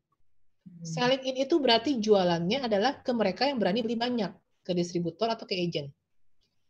Jadi orang tuh ada yang baru launching produk, udah ujuk-ujuk pengennya cari reseller, cari agent, cari distributor. Ya kan? Menurut gue ini cara yang kurang tepat. Karena reseller yang paling bagus adalah reseller dari customer yang puas. Ada customer, anggap lalu jualan snack, dia nyobain snack lo, enak ya snacknya, gimana sih cara jadi reseller? Mereka udah pernah nyobain, mereka jualan, itu jualannya jauh lebih nendang. The power of stock, the power of nyobain sendiri, kasarnya kayak gitu. Dan yang kedua adalah, dari sisi sebagai reseller nih, ketika nyari supplier, dari sisi reseller, nyari supplier ya, kita anggaplah gue reseller nih. Kalau lo lihat di timeline, entah di Facebook, entah di Instagram, tuh banyak sekali yang bilang kayak gini. Gue lagi mau launching produk baru nih, harga jualnya 100.000. Marginnya 50.000 cuy. Jadi lu cuma modal 50.000, lu untungnya 50.000. Minimumnya cuma 10 biji, atau misalnya minimumnya 20 biji. Minimum 20 biji lu dapat harga 50.000 untuk bisa lu jual 100.000. Akhirnya banyak kan yang kepo kan, mau dong. Modal 50.000, cuma beli 20 biji. Berarti kan modal 1 juta udah dapat stok 20 barang kan. Akhirnya si supplier ini yang baru launching produk, dia itu keuntungannya dari apa? Dari ngerukin orang-orang yang beli 20 biji. Nah, orang-orang yang ngerukin ini, dia nggak sortir. Ini orang bisa jualan nggak? Apa cuma tergiur dengan margin yang gede? Jadi dengan gampangnya misalnya dia dapetin 50 orang. 50 orang dia langsung dapat itu duit 50 juta dong. Kalau harga modalnya 50 juta kan, 1 juta, 1 juta.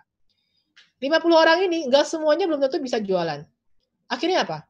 Pada ngupload di marketplace. Yang satu mulai rese, jualan 80.000, padahal disuruh harga jualnya 100.000. Terus akhirnya udah perang harga, tahu ada yang jual cuma 55.000. Ada yang jual mungkin cuma 50.000, untungin dari ongkir JNE atau ongkir ekspedisi. Itu brand hancur seketika, cepet banget. Jadi gue juga akan melihat kalau ada supplier mau masuk one-on-one rate, kalau lu harganya udah hancur di marketplace dan lu nggak bisa jaga, jangan harap bisa masuk ke kita. Kayak gitu. Gak bakal gue masukin gitu kan.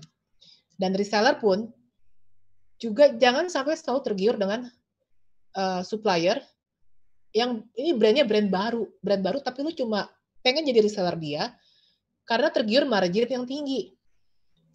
Karena itu efeknya tuh resikonya banyak, apalagi ini brand baru. Ketika seorang yang bikin brand ujuk-ujuk di awal launching langsung fokusnya nyari reseller, rata-rata tuh hit and run.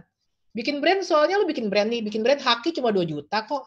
Bayar Haki nih buat pendaftaran merek. Bikin Bepom cuma 1,5 juta, kelar. Brand yang ini udah hancur nih, misalnya dia pakai brandnya brand A udah hancur harganya, dia bikin brand baru, dia bikin status baru. Ya kan? Tapi gue gak bilang semua supplier kayak gitu. Maksud gue sebagai reseller, lu hati-hati. Itu yang pertama.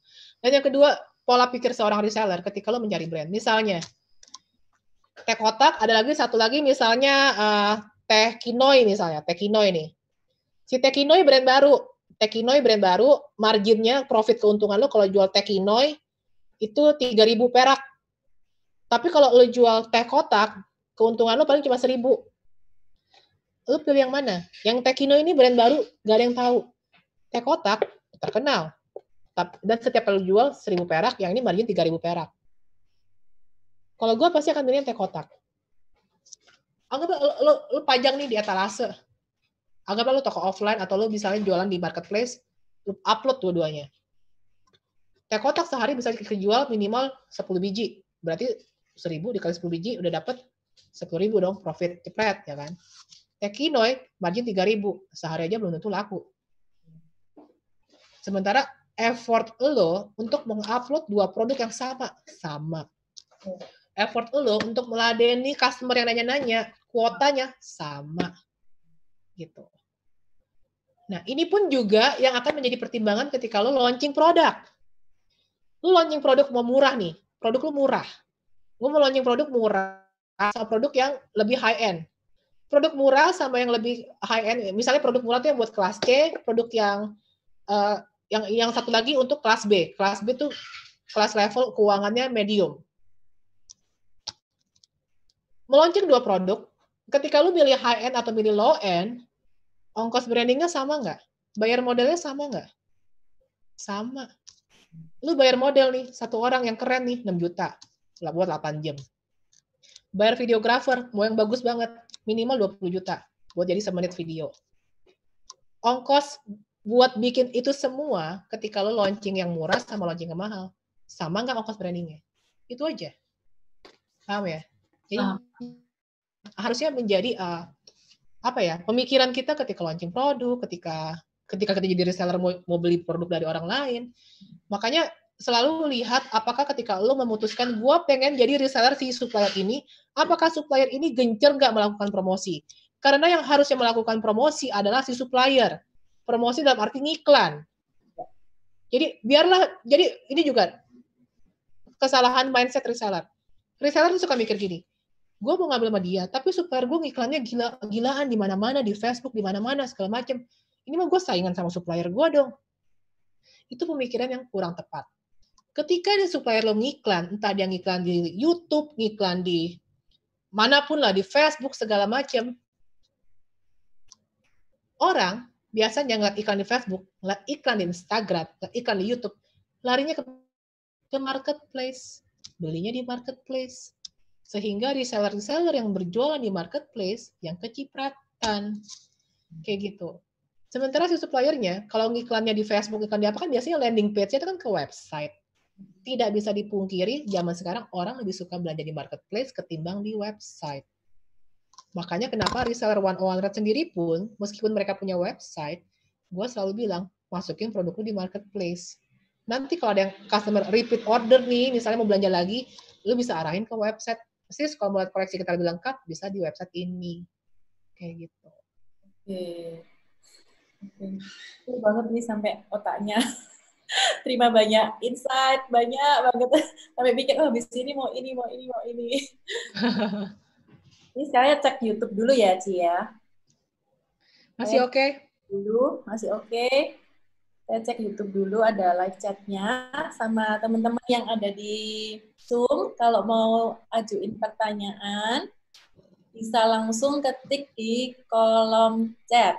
Nah, ini silakan ketik di kolom chat. Nanti kita akan pilih 3 pertanyaan dari sini yang bisa ngomong langsung sama Ci Kristina ya. Sebentar, ini saya cek live chat dari YouTube. Dari YouTube ada Nasuha Juniawati tuh, malam Ci mau nanya Ci contoh branding message dan branding program produk furniture gimana ya Ci? Kayak gitu. Ada Boleh? juga. Oke, dari aku baca live yang di YouTube pertanyaannya, bagaimana cara branding message dan branding program produk furniture? Sekarang gini, yang lo mau tonjolin adalah kualitasnya atau harganya. Itu aja dulu. Target marketnya itu ke siapa? Orang yang, contoh nih, Da Vinci itu kan harganya mahal. IKEA tengah-tengah. Ya kan? Nah, yang mana yang lo mau tonjolin itu branding message-nya udah pasti akan berbeda. Kalau furniture sebenarnya bisa contoh IKEA deh. Lu contoh IKEA, branding message dia bagus, branding positioning-nya juga bagus. Jadi kayak apa ya? Ini juga sebenarnya akan menjadi pelajaran. Gue pernah share juga di TikTok, ketika orang mau launching sebuah produk, dia itu selalu berpikir kualitas terbaik adalah kualitas yang bagus. Ibaratnya kalau lo mau kualitas terbaik, lo pakai kayu jati dong, atau kayu apalah ya nggak sih? Nggak mungkin lo pakai kayu particle board atau HPL atau segala macam. Tapi ketika ngomongin furniture, ternyata orang itu lebih memilih desain. Ya kan? Lebih memilih desain ketimbang kualitas. Nah, si IKEA ini muncul, desainnya bagus, kualitasnya pun juga nggak jelek-jelek amat gitu loh. Kualitasnya juga bagus gitu.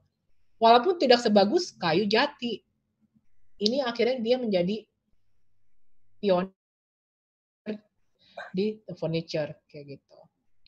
Branding message-nya ya berarti lu mesti branding message-nya mau apa? Apakah furniture dengan keunikan lo, lalu mesti cari keunikan. Kalau gue suruh bikin branding message buat orang, tentunya nggak bisa, karena yang tahu keunikan produk lo adalah lo sendiri, ya kan? Gitu Ya. sih. Oke, Ci.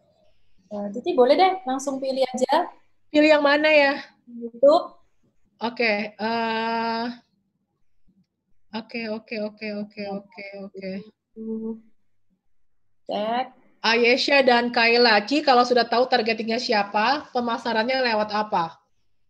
Nah, lewat apa? Kalau budget terbatas, kita perlu tahu dulu. Kalau misal Instagram itu rata-rata umur berapa sih yang pakai? TikTok itu rata-rata yang pakai umur berapa sih? Ya kan? YouTube, nah. Facebook sama Instagram. Facebook sama Instagram placement menurut gua tetap selalu jauh lebih bagus Instagram kalau market lo itu cuma sampai umur 35 rata-rata. Market terbesar. Bahkan gue juga dulu waktu masih iklan one-on-one, iklan grocery fashion online, meskipun gue bikin iklannya di Facebook, tapi kan placement-nya itu gue pilihnya Instagram, selalu conversion-nya 70% dari Instagram. Ya kan? TikTok misalnya. Market TikTok itu adalah market anak milenial. Milenial yang ya umurnya kalau menurut gue lebih ke pangsa pasar mentok-mentok 23 tahun. Mayoritas ya, itu mayoritas. Bisa dibilang 70% baru sisanya mungkin 23 sampai 30 gitu kali. Nah, TikTok itu kalau gue klasifikasikan kelas, mayoritasnya lagi adalah kelas C, ya, untuk segi kemampuan. Kalau kelas A itu yang paling high, ini kelas C, kalau TikTok. Jadi kalau misalnya lo mau pasarin produk yang harganya udah di atas 500.000, ya agak susah di TikTok. Ya. Tapi TikTok itu sebenarnya ketika lo nge-branding diri lo di TikTok, yang lo harapin itu sebenarnya bukan pembelian dari orang-orang di TikTok. Sebenarnya itu lebih ke branding awareness, dan TikTok itu tetap bagus karena kenapa? TikTok itu adalah videonya bisa di-download dan di-share.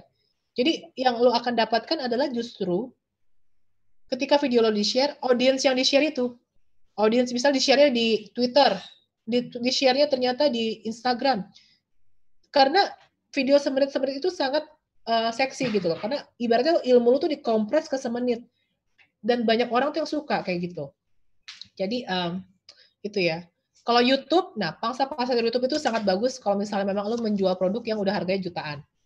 Karena lo bisa lebih jelas, lebih ini. Nah, sementara kalau Facebook sama Instagram, Facebook itu udah kelasnya lebih rendah daripada Instagram.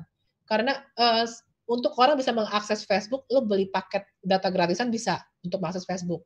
Kalau buka Instagram kan itu kan kuotanya gambar-gambar semua. Jadi dari segi kemampuan harusnya lebih di atas Facebook kalau Instagram. Di atas Instagram adalah YouTube. Gitu ya. Jadi kita tuh sebenarnya mesti fokusnya gini. Bukan kita tuh mentargetkan orang umurnya berapa yang mampu beli. Yang mampu beli ini wilayah mana, segala macam kayak gitu kan. Kalau misal dari Facebook Ads tuh bisa iniin kan. Begitu juga kalau misalnya katakan contoh, misalnya lu pengen beli nih dalam tanda kutip beli akun publiknya Instagram. Katakan lu mau jualan hijab premium. Lu nggak mungkin publik Instagram yang konten-konten sebelumnya itu adalah konten komedi. Konten komedi itu biasanya followernya adalah justru, anggaplah dia kasih insight nih, rata-rata cewek yang follow akun itu misalnya. Tapi cewek yang kelas kemampuan uangnya itu mampu nggak beli hijab premium, ya kan? Kasarnya kayak gitu. Ya. Begitu juga ketika lu mau endorse seseorang. Lu mau endorse Ayu Ting Ting. Ayu Ting Ting itu followernya banyakan cowok atau banyakan cewek? Lalu yang kelas berapa? Atau lu mau endorse Syahrini. Menurut lu ketika endorse Syahrini itu followernya itu orang berduit atau rata-rata justru misalnya katakan Syahrini misalnya 13 juta follower, ini gue ngarang aja. Tapi rata-rata bukan orang yang kelas A. Walaupun si Syahrini-nya tajir mampus gitu kan. Nangkep ya? Ya, nangkep. Ya kayak gitu ya. Oke. Sekarang kita balik ke Zoom. Ini ada Desi Suryani. Ya, bisa minta tolong hostnya untuk di-unmute. Buat Desi Suryani. Mana ini? Halo. Halo. Desi Suryani. Ya, ini mau nanya, Ci, luar biasa sharingnya ya. Ini Ya. pengen nanya, untuk supaya bisnis kita sehat dan sustainable, kira-kira targeting gross profit itu di berapa persen kalau untuk fashion ya misalkan. Terus jaga operasional untuk capai net margin profitnya di berapa persen juga. Serta kira-kira gimana kalau kita mau mengimprove si margin itu. Apakah emang harus mencari supplier lain atau optimasi di operasionalnya. Yang kedua, kalau kita mau berbisnis nih, kapan sih kita harus udah mikir legal entity, entah bikin CV atau PT, dan apakah itu ada keuntungannya Banyak banget dibandingkan kita pertanyaannya. stay aja di title UMKM tanpa legal entity. Oke, yang pertama dulu deh. Gue udah lupa yang pertanyaan pertama apa. Supaya bisnis kita tetap sehat dan sustainable, kira-kira target gross profit-nya di berapa persen? Terus kemudian operasionalnya juga untuk mencapai net profit itu di berapa persen? Kalau target gross profit, waduh, ini juga mesti benchmarknya ke yang selevel ya, karena gue juga jujur juga bingung juga kalau menjawab kayak gitu. Kalau gross profitnya mesti seberapa kan, kita juga nggak tahu operasionalnya seberapa. Contohnya kayak sales stock yang baru, Sorabel lah yang baru tutup belakangan ini. Itu fixed cost-nya menurut gue sih kegedean, karena kan dia terakhir itu ada 500 karyawan kan. 500 karyawan juga dengan gajinya yang lumayan. Jadi tergantung lagi kalau ngomongin gross profit sama operasional. Kalau lu nanya gue budget marketing biasanya 20% dari profit. Itu gue bisa jawab.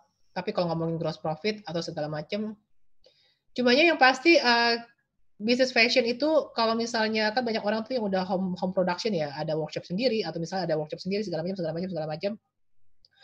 Mulai deh pelajari di YouTube tuh banyak banget, lu pelajari mengenai lean management. Lean tuh yang ramping, manajemen yang ramping. Jadi mungkin gue nggak terlalu menjawab, tapi gue akan share yang gue tahu aja. Semoga menginspirasi. Lean management contohnya kayak gini, gue pernah nanya ke Mas Arif itu yang punya Respiro itu dia tuh sekali produksi kaos misal 1000 dan kaosnya bagus banget, bahannya tuh bagus. Gue tanya, Mas Arif, maksudnya lean management tuh gimana sih? Sekarang kalau misalnya katakan ada customer gue nih pesan 1000 nih ya, Mas Arif akan bikin 1000 baju, 1000 kaos sesuai pesanan dia, atau Mas Arif akan bikin 1100 karena just in case ada 1000, dari 1000 itu 100-nya cacat gitu loh. Jadi ada 100 yang buat pengganti kan. Mas Arif ini bilang, gue akan tetap bikin 1000. Jadi kalau misalnya cuma terdeliver 990, toh si customer-nya kan bayarnya 990. Gak mungkin dong gue cas 1000, daripada 100-nya ini akhirnya gue malah jadi rumput lah kasarnya, jadi menu-menuhin gudang. Itu juga salah satu inspirasi yang gue dapetin dari dia sih. Jadi ibaratnya kita tuh udah bener-bener gimana sebuah proses itu dibikin selin mungkin, mulai dari mengurangi error, mulai dari measurement-nya gimana, sampai semua tuh ada SOP-nya semua. Nah, kalau udah ngomongin soal legal itu sebenarnya makin cepat makin baik. Apalagi kalau misalnya lo mau bikin brand awareness itu gila-gilaan. Yang ibaratnya sebenarnya, apalagi kalau lo sekarang pakainya model yang PTKP ya, yang 8M baru kena bunganya, bunga pajaknya 0,5%. Nah, cuma kan kalau misalnya lo pakai kayak gitu, itu kan lo dihitungnya dari omset masuk doang kan. Padahal misalnya lo ngiklan budgetnya udah 100 juta sendiri tiap bulan, karena lo mau branding awareness-nya gila-gilaan, dan dengan lo ngiklan 100 juta sebulan, omset lo yang masuk juga lebih gila lagi, bisa so-M. Nah, itu udah mesti, kalau udah lo udah ada rencana mau ke arah ekspansinya ke sana, dari awal udah bikin PKP, PT, legal segala macam. Tapi kalau udah ngomongin hak cipta, merek dagang apa, BPOM itu dari awal udah harus diurusin, jangan tunggu gede. Sayang aja sih begitu udah gede, toto ada orang nyaplok merek lu, bikin hakinya.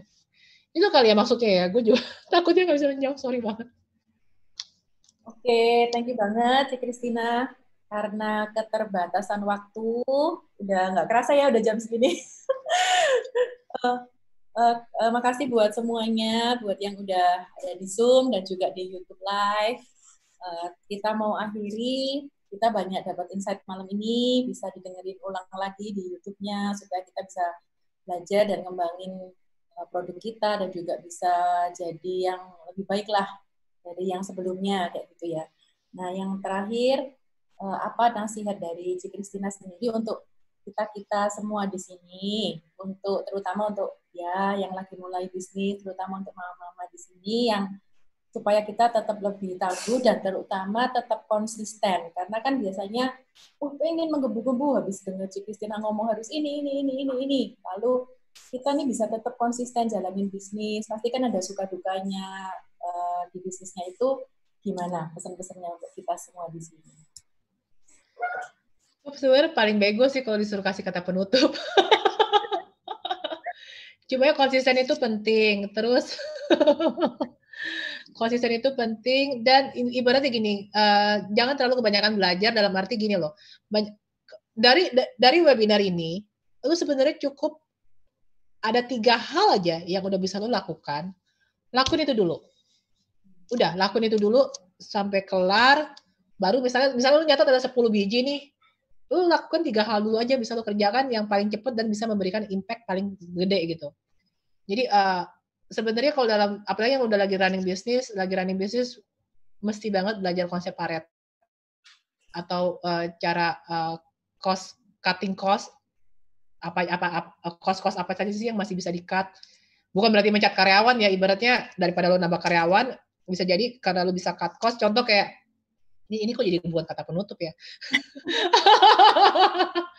Kayak contoh cut cost nih, kayak misalnya ada tools WhatsApp WBS Pro nih, wbspro.id ya kan. Itu kan WhatsApp Blast ya kan, bisa buat retargeting customer, bisa buat nyapa customer, bisa buat nagih-nagih customer secara massal ya kan. Itu kan bisa menghemat sekali tenaga, menghemat waktu. Ibaratnya kalau selama ini lu ngerjain sendiri, akhirnya udah ada tools itu kan membantu. Itu kan membantu sehingga lu jadi bisa punya waktu buat kerjaan yang lain. Terus juga kalau misalnya lu udah gaji CS yang selama ini ngerjain itu nagih-nagihin customer, itu kan makan waktu banget kan. Atau menyapa-nyapa customer yang udah pernah beli biar belanja lagi. Akhirnya kan CS itu bisa aja lu alihkan kerja yang lain. Jadi mulai deh berpikir tools-tools apa sih yang bisa membantu bisnis lo biar lebih efisien. Terus juga yang pasti konsisten. Terus juga jangan lupa banyak berbuat baik, berdoa. Karena dan jangan pelit lah, jangan pelit, ibaratnya apapun ilmu yang lo punya, kalau lo bisa sharing ke orang, lo bantu bisnis orang, niscaya bisnis lo juga kebantu. Tanpa lo sadari. Kayak gue dari sejak sering sharing, bisnis gue lancar aja gitu, meskipun ada karena gue budak kan ada aja yang ngeramalin lah bisnis gue bakal turun lah apa, ada yang ngeramalin begini lah, nggak pernah kejadian gitu loh, selalu lancar-lancar aja. Karena kan banyak yang doain lo kan, karena lo baik gitu loh, bantu-bantu orang gitu. Gitu sih. Itu kali ya. Jangan lupa juga follow Instagram gue loh. Udah gitu doang sama subscribe YouTube gue. Udah itu aja. Terima kasih banget dari komen-komennya di live chat, di YouTube dan juga di sini. Thank you banget buat Ci Kristina Ali sekali lagi mau hadir memberikan insight-insightnya di Bolu. Sebelum diakhirin, kita mau foto bareng. Sebelumnya bisa dibuka nggak ini kameranya semua yang mau foto sama-sama Ci Kristina? Ya, bisa. Wah, banyak yang nanya. Oke. Hostnya udah siap? Bentar. Kristina. Tunggu, cek. Siapa yang mau foto bareng? Yuk. Kita tunggu ya. Wah, rame ternyata ya, dari tadi pada ngumpet semua. Iya, kameranya mau foto sama-sama nih. Ya.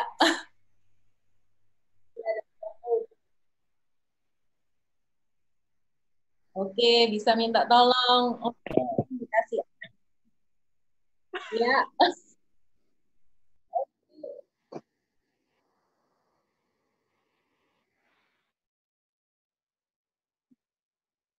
Satu lagi, siap, standby, kameranya dibuka.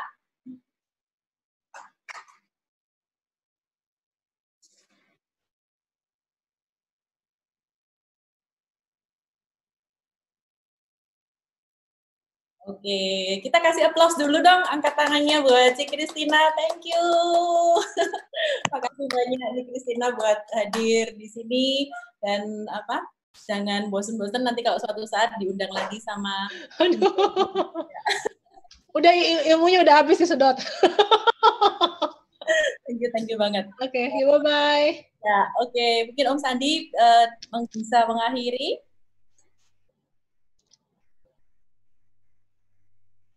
Oke, thank you semuanya yang udah hadir di sini, udah lihat siaran YouTube-nya. Nantikan terus event-event dari Bolu. Bolu ini adalah suatu komunitas online buat tempat kita belajar bagi para pemula yang mau belajar berbisnis dari nol, belum ngerti apa-apa, bisa join sama kita, bisa cek Instagram-nya Bolu. Jadi di sana bisa lihat ada kelas-kelasnya mulai dari yang pemula sampai yang udah tingkat yang mau mengiklan, mau branding, semua ada di sana. Oke, sampai ketemu di event selanjutnya. Thank you semua.